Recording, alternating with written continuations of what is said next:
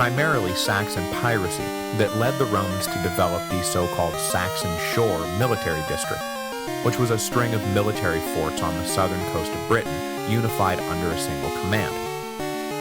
That said, some have argued that the network was actually set up by Carausius during his revolt to defend the island against Maximian and Constantius, and others have argued that the term Saxon Shore actually refers to the fact that the area was heavily settled by the Saxons, not because these forts were designed to repel them.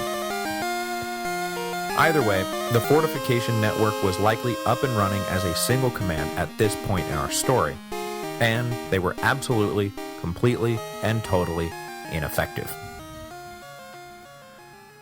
I have seen it reported in a number of different places that the coordinated invasion of Britannia began when the Picts bribed the garrison guarding Hadrian's Wall to let them pass. But I can't figure out exactly where this detail is coming from, since neither Zosimus nor Marcellinus mentions it. It is certainly a plausible detail, since both historians explicitly state that deserting soldiers were as big a problem as foreign barbarians during the next year, and I can definitely see members of the Hadrian's Wall garrison, having now committed some light treason, simply abandoning their posts after letting the Picts through. But I can't nail down a source for this fun little nugget, and so I don't want to say that this is how it happened. If anyone knows where this is coming from, though, by all means, drop me a line. Because all I have in the way of detail right now is that in early 367, Britannia was overwhelmed from all sides by barbarian raiders. And so, that's as far as I'm willing to go right now. Once the barbarians were inside the province, though, there is no confusion about how things went from there. Hit by surprise from all sides, the Roman defenses crumbled. The commander of the Saxon Shore military district was killed when the first wave of Franks and Saxons hit the southeast coastline. The Picts who poured down from Caledonia and the tribesmen who crossed over from Hibernia met no real resistance, and everywhere Roman garrisons were put to flight. Most of the cities of the province were unable to fend off the invaders and were easily sacked, creating a wave of refugees, runaway slaves, and deserted soldiers, all roaming the countryside seeking safety, freedom, or plunder. The leading imperial officials left on the island gathered what forces they could in the southeast corner of the island, where they holed up in a few of the larger cities. Outside of these few urban holdouts, though, anarchy reigned across the island, as roving bands of varying size and purpose wandered around plundering, raping, and killing whatever struck their fancy. Had there been any sort of larger purpose to the invasion, or any sort of coordinated political agenda to go along with the initial coordinated attack, this might have spelled the end for the Romans in Britain. After all, trade lines to the island had become harder and harder to protect over the years, and with the empire facing huge problems elsewhere, the province of Britannia, like Dacia before it, might have become a casualty of prioritization. But it appears that there was no larger purpose to the invasion. Not only were the various tribes not at all united politically, none of them appeared to even have a political agenda of their own. This was not a war of liberation for the Picts, or a war of conquest for the Franks. This was plundering for plundering's sake. And so, the Romans were eventually able to reassert control over the island and hold on to it for at least a little while longer. However, in less than 50 years, the Romans will indeed withdraw from Britain for good, leaving the island to King Arthur and his Knights of the Round Table. Events up in the north unfolded so rapidly that Valentinian was essentially presented with a large-scale fait accompli. Not, the barbarians are attacking our forts in Britannia, not, we are losing ground, not, oh, we've lost control of some territory, but rather, Britannia is completely overrun. We are trapped behind the walls of like 3 cities and probably aren't going to be able to hold out much longer. You'll recall from last week that Valentinian was in the middle of organizing an invasion of his own. But when the first reports started filtering down from the north, he was forced to break off what he was doing, and turn his attention to the problem of Britannia. Well, turn their attention to the problem of Britannia. As he had shown in his dealings with the Alemanni, Valentinian's MO early in his reign appears to have been to send subordinate commanders to actually lead the Roman field armies into dicey situations. In preparation for future episodes, I've been reading up on Theodosius lately, and I think something that someone mentioned about Theodosius's military political strategy during the Gothic War applies to Valentinian as well. Namely, that since military defeat would have been a crushing blow to the emperor's legitimacy if he was actually there in person, there emerged a tendency to let subordinates actually fight the battles. Victories could be easily claimed by the emperors, as was the accepted custom, but defeats could be fobbed off on the losing general. In a chaotic and dangerous time, this strategy was not merely in the best interests of the emperor personally, but it was in the best interests of the empire as a whole. Stability at the top of the political pyramid has real value. By not risking defeat, the emperors ensured that there would be no crisis of political legitimacy to go along with some crisis of military defeat. As we will soon see, this strategy was not as completely entrenched as it would become during the Byzantine era, but it was working its way into the imperial fabric. As when the Alemanni crossed the Rhine in 365, it took a little while for Valentinian to find a commander whose victory he could take credit for in Britain, rather than a commander whose defeat he needed to distance himself from.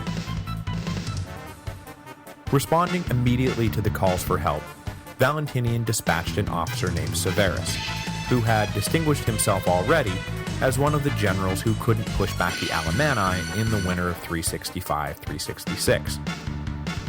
The hope, I suppose, is that this would be an easier job and not require the same degree of, no, it was a hard job. And Severus once again failed to get any kind of coherent relief effort going.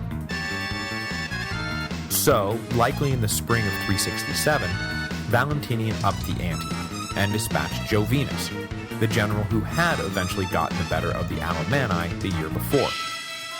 But he too floundered in his attempt to get a foothold on the anarchic island. We don't have many details, but all of 367 AD appears to have been dogged by repeated failures and embarrassments for the Romans. Hoping that the third time would be the charm, in the spring of 368, Valentinian sent off a much larger relief army under the command of a highly regarded veteran officer named Theodosius. No, not that Theodosius.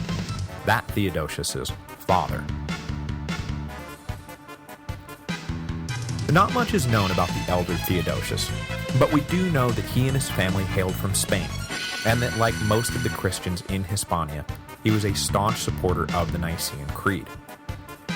He was married around 340, and in either 346 or 347, his wife gave birth to the future Emperor Theodosius. Though, of course, it would be over 30 years before anyone realized that the younger Theodosius had in fact been future Emperor Theodosius the whole time. The elder Theodosius probably joined the army at some point in his late teens or early 20s, and displayed enough talent to earn promotion after promotion.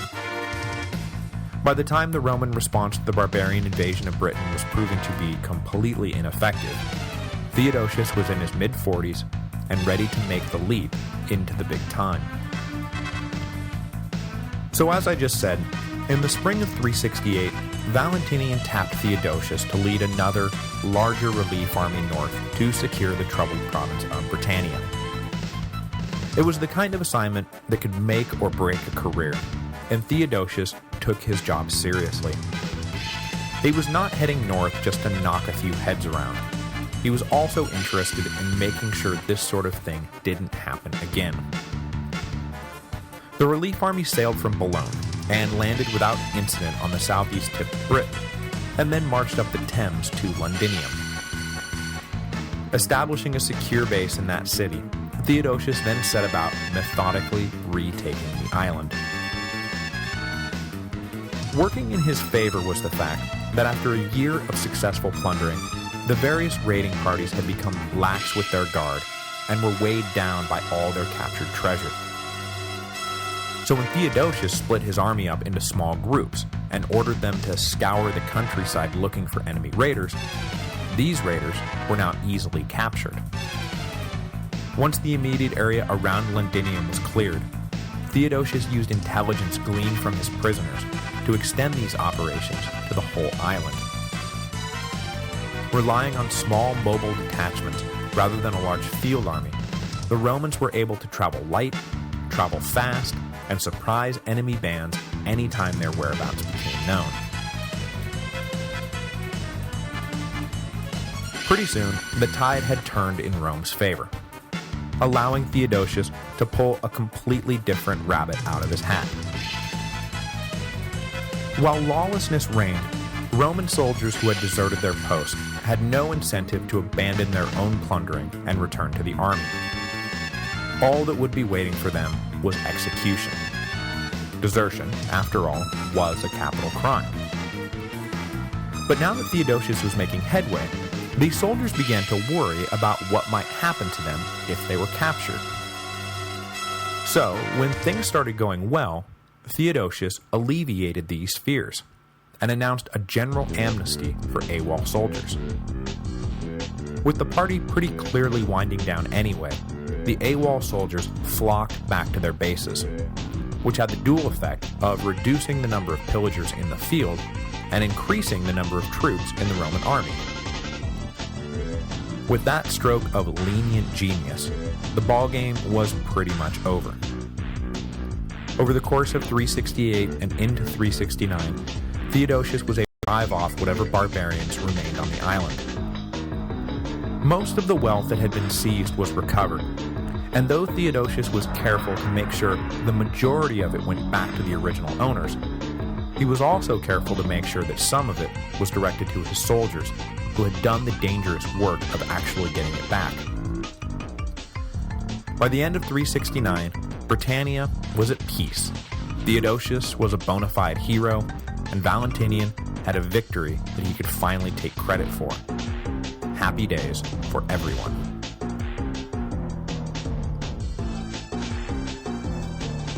Though the war in Britain had stalled Valentinian's plans for a punitive expedition into Alemanni territory in 367, that by no means meant that the expedition was going to be put off for good. But that said, the emperor did come perilously close to never being able to actually lead this campaign, because in the summer of 367, he got sick. Really, really sick. So sick that there was genuine fear that he was going to die. With these fears haunting the imperial court, factions began to form around the top military and civilian officials, who naturally began to jockey for position. Should Valentinian die, everyone wanted to make sure that their man was the man picked to succeed him.